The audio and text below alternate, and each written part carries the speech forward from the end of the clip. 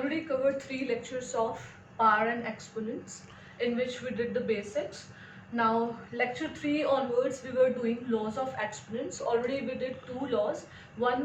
First one was multiplication.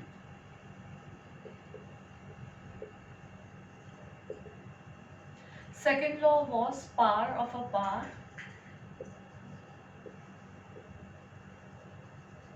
Now we are going to start third law, that is division. So whatever we learned in the law of multiplication कि जिसमें हम parts को plus करते थे, उसके just opposite we need to do in the law of division. Suppose we take an example, 5 raised to the power 8 divided by 5 raised to the power 3. So how will we solve it? 5 raised to the power 8, it means हमें 5 को 8 times multiply करना है या 8 time expand करना है. Divide by, for division we can use it like this. Now it is 5 raised to the power 3, so we can do it like 5 multiply by 5 multiply by 5. Now we can cancel down. This 5 is cancelled by this 5, this one by this one by this. Now these 5 are remaining with us. So how many 5 are there? 1 2 3 4 5.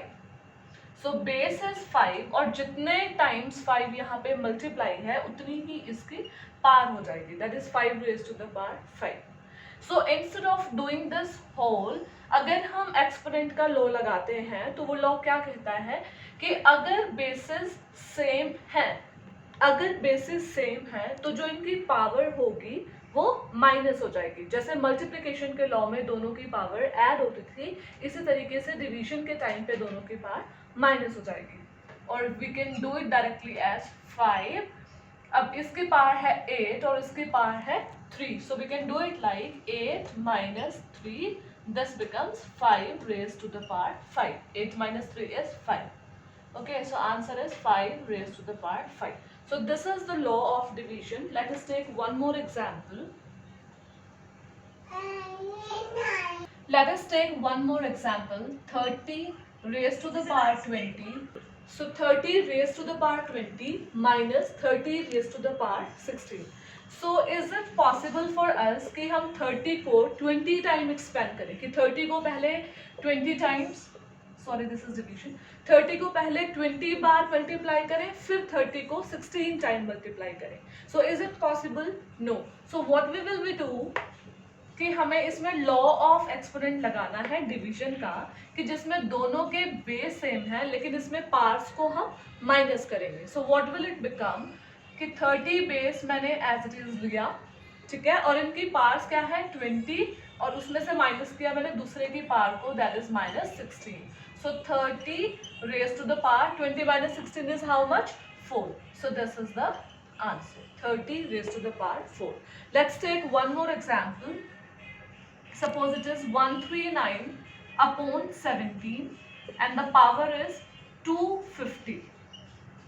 Divide by 139 divide by 17 upon 17 and the power is 240. So can we multiply such a big number 250 times? No. So how will we solve कि दोनों के basis same है. बेशक से ये एक fraction है लेकिन जब आप ब्रैकेट के अंदर देखोगे कि दोनों के दोनों सेम है, बेसिस सेम है, तो फिर हम इसमें लॉ ऑफ डिवीजन लगा सकते हैं. So the base is 139 divide by 17 parenthesis. Now its power is 250 and here it is 240. तो हम इन दोनों के पार्ट्स को आपस में माइनस करेंगे. 250 minus 240. सो माइनस करेंगे तो कितना आएगा? 250 में से 240 माइनस किया 10. So this is the answer. So here we complete our law of division, law of exponents of division. Now we will start with the law zero exponent. Zero exponent means zero part. अगर किसी भी चीज की part 0 होगी तो वो हमेशा 1 बन जाता है. Suppose I write m raised to the power 0 equals to m, समझ लो कोई नंबर है, एनी नेचुरल नंबर, तो इस नंबर की पावर अगर 0 है तो उसका आंसर क्या हो जाएगा 1. Similarly I can take it as 18 raised to the power 0 equals to 1.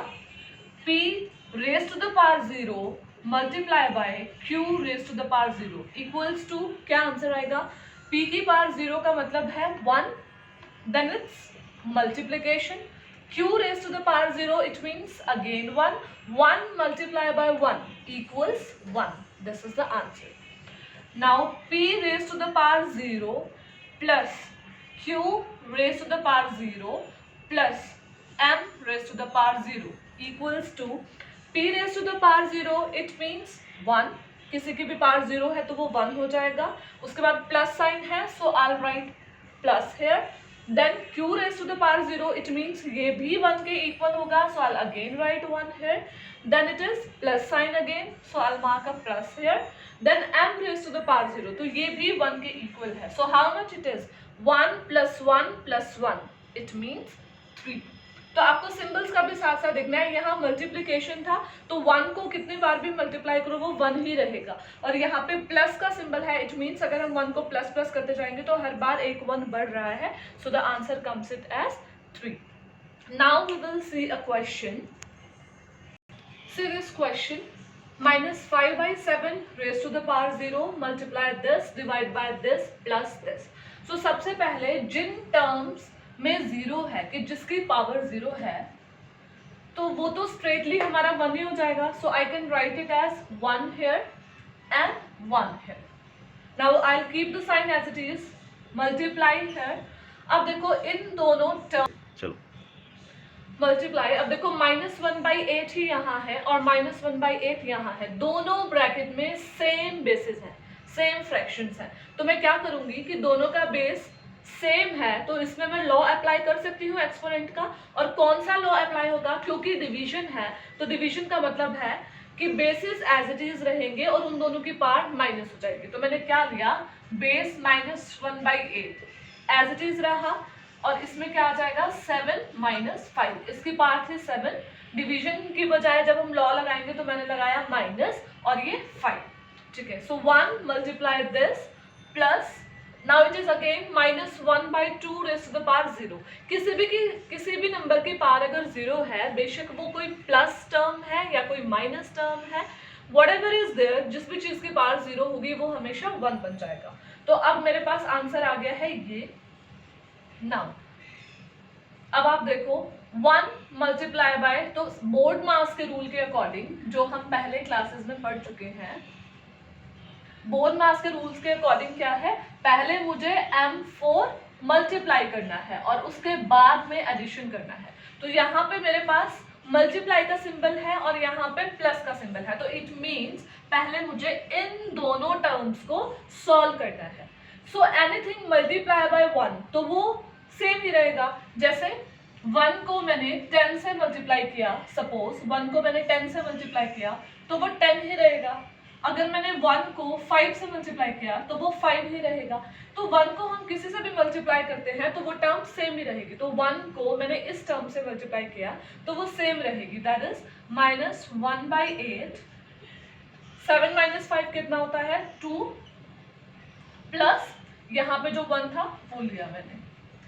अब इक्वल्स टू माइनस की पावर जो है वो 2 है. इसका मतलब कि मैंने माइनस को 2 बार मल्टीप्लाई किया, that is minus into minus. तो माइनस को माइनस से मल्टीप्लाई करते हैं तो क्या बन जाता है प्लस. तो इसी तरीके से यहाँ क्या बन जाएगा प्लस 1 × 1 क्या बन गया 1 अपॉन 8 को 2 टाइम्स मल्टीप्लाई करोगे तो क्या बन जाएगा 64 plus 1. Clear. Now we can take LCM.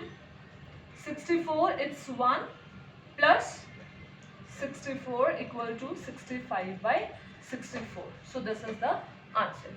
You can take the LCM, then you will get 65/64. This is the answer here. Now our next law is power of product of rational number. Product means multiplication and rational number as you have already done in the chapters. So these are two rational numbers 3 and 5. इन दोनों का product है और फिर उसकी पार है। तो इसको हम कैसे सॉल्व करेंगे, इसका लॉग क्या होता है। अब देखो ब्रैकेट के अंदर कुछ भी है, सपोज अगर मेरे पास 2 रेज टू द पावर 4 होता, सपोज अगर मेरे पास 2 रेज टू द पावर 4 होता है तो मैं क्या करती, 2 को 4 टाइम्स मल्टीप्लाई करती। सिमिलरली यहाँ पे ब्रैकेट के अंदर जो भी है उसकी पावर 4 है, तो मुझे so now I'll expand it as 3 into 5 multiply by 3 into 5 multiply by 3 into 5 multiply by 3 into 5 कि ब्रैकेट की जितनी भी पावर है उतने ही टाइम्स मैंने इसको मल्टीप्लाई किया है। Now what can I do कि मैं ऐसा कर सकती हूँ कि जैसे 3 और 5 आपस में ये सारे टर्म्स मल्टीप्लिकेशन है, तो मैं एक ब्रैकेट में सारे 3s को ले लेती हूँ और एक ब्रैकेट में मैं सारे 5 को ले लेती हूँ। So it becomes 3 raised to the power 4 multiply 5 raised to the power 4. So this becomes the answer. So here we complete all the laws of exponents. So tomorrow we will do simplification of all the laws. We will practice more questions based on it. Thank you.